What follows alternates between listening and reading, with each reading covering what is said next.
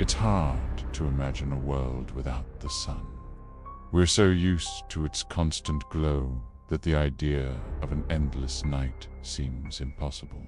But life on Earth has always had its ups and downs, and we've survived a lot. So what if the unthinkable happened? What if you looked out your window tonight and saw that the sun never rises again?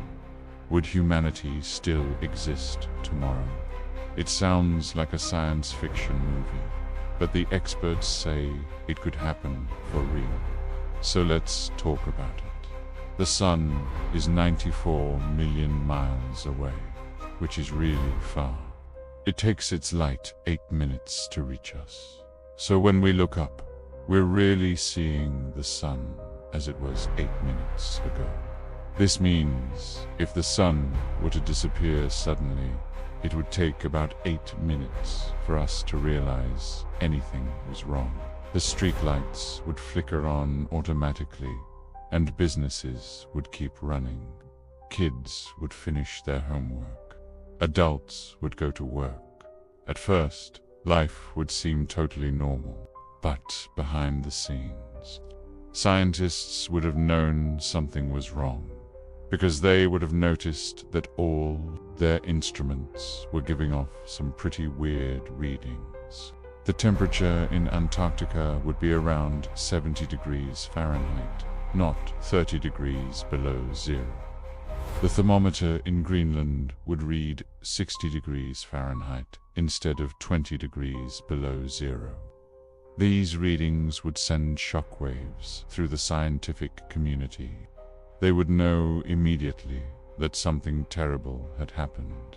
But exactly what that would be, they wouldn't know until the next few hours. By 9 p.m. Eastern Standard Time, everyone would know the sun wasn't coming up tomorrow. By 10 p.m., every single person on Earth would be staring up at the sky, watching the darkness creep in. But in reality, there would be no sunrise tomorrow. The average global temperature would drop below 32 degrees Fahrenheit in just one day. Most animals and crops would probably die immediately.